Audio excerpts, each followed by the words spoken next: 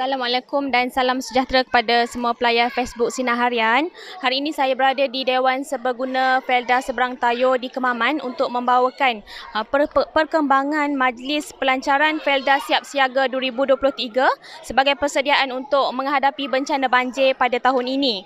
Jadi sebentar tadi kita telah bersama-sama dengan pengerusi Felda, Datuk Seri Ahmad Syabri Cik yang hadir untuk menyempurnakan majlis pada hari ini. Untuk pengetahuan anda, hampir saban tahun negeri Terengganu berdepan dengan bencana banjir dalam tempoh monsun timur laut yang biasanya berlaku pada pertengahan November sehingga Mac tahun depan. Jadi sebagai langkah berdepan dengan situasi ini, Felda telah menyasarkan beberapa usaha bagi membantu warga peneroka yang terkesan dengan bencana banjir.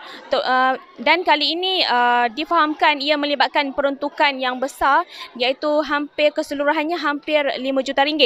Bagi meningkatkan tahap kesiapsiagaan untuk menghadapi bencana banjir, Felda turut menyediakan latihan kepada petugas sukarelawan terdiri daripada jawatan kuasa banjir peringkat ibu pejabat, wilayah dan rancangan, pengurus-pengurus rancangan, petugas rancangan serta NGO di Felda dan di kawasan rancangan.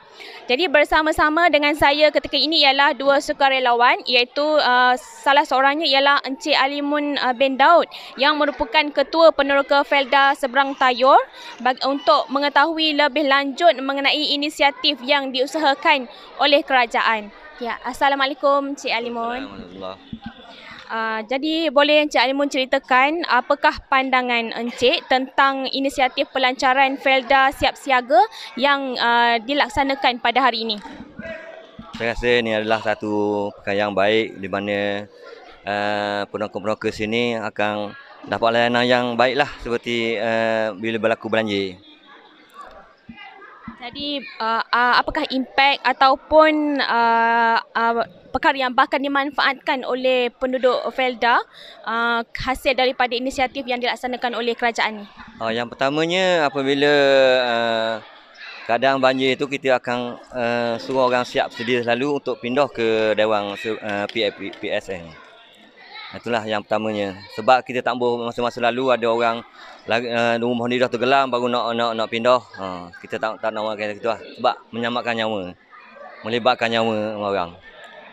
Untuk di Seberang Tayo, di Felda Seberang Tayo saja berapa ramai kebiasaannya yang terjejas dan dipindahkan ke pusat Dewan Serbaguna ini? Kebiasaannya peringkat pertama tu dalam penduduknya dalam 119. Maknanya keseluruhan peringkat pertama tu 119 orang pindah di pusat pemindahan ni lah. Berdasarkan pengalaman-pengalaman banjir yang sebelum ini, berapa ramai paling tinggi jumlah mangsa banjir yang berpindah ke sini? Pada mulanya sejarah yang besar pada tahun 2012. Apabila siap surut 2012 tu masuk 2013, kita jangka tak akan ada besar lagi lah. Tetapi dalam 2013 tu dia besar lagi pada 2012. Itulah sejarah paling besar sekali 2013. Dan ketika itu jumlah penduduk yang berpindah di sini berapa ramai? Boleh dikatakan semualah pindah sini. Itu sepeda. Kecuali PKA 2 je lah yang tak terlibat. Okey, baik, terima kasih Encik Alimun. Jadi saya bersama dengan sukarelawan yang seterusnya ialah Encik Taufik bin Maslam yang merupakan generasi baru Felda. Encik Taufik. Okey. Baik Encik Taufik. Boleh ceritakan mengapakah Encik Taufik memilih untuk menjadi sukarelawan bagi program siap siaga banjir pada kali ini? Okey, sebagai generasi Felda, pertamanya saya merasakan ini satu sumbangan lah kami kepada warga Felda, terutamanya kawasan-kawasan yang terkesan dengan banjir. Macam saya mewakili Majlis Belia Felda Malaysia dan saya juga pengurusi MySafe. Kita dah 2 kali datang ke Seberang Tayo sebab kita tahu Seberang Tayo ni antara kawasan yang berisiko.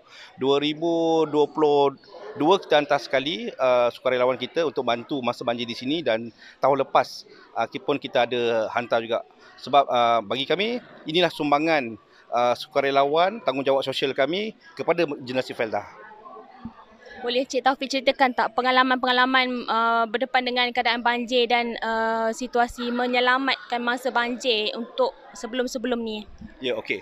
Untuk pengalaman kami lah sebelum ini, dan biasanya kami datang selepas banjir surut dan kami bawa sukarelawan untuk membantu membersihkan kawasan, terutamanya kawasan kediaman peneroka. Dan apa yang kami lihat, pengalaman kami ketika itu, banyak harta benda yang musnah dan kami perlu membantu membersihkan terutamanya kawasan rumah itu supaya untuk mereka balik semula ke rumah daripada pusat pemindahan dalam keadaan yang bersih dan selamat. Itu jadi pengalaman kami di situ, maksudnya kami cuba meredakan keadaan fobia ataupun trauma mereka dan kami sediakan rumah mereka dalam keadaan yang baik untuk mereka balik dan bersedia untuk kembali ke rumah. Okay, sepanjang berkecimpung dalam usaha menyelamatkan masa banjir dan kerja-kerja sukarelawan ini, apakah cabaran yang mungkin Cik Taufik boleh kongsikan yang boleh dikira antara yang mencabar sepanjang tempoh itu?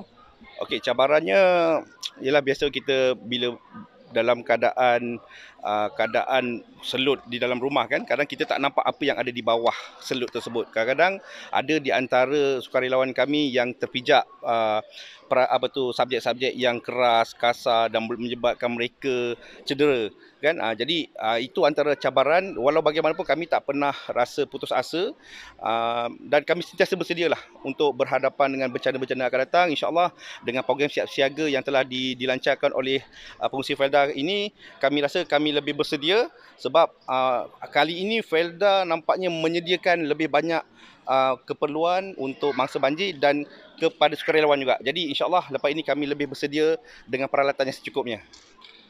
Okay, baik, terima kasih banyak Cik Taufik. Dan saya kira itu sahaja laporan saya untuk kali ini. Teruskan kesetiaan anda semua di semua platform Sinar Harian untuk mendapatkan perkembangan berita terkini. Assalamualaikum.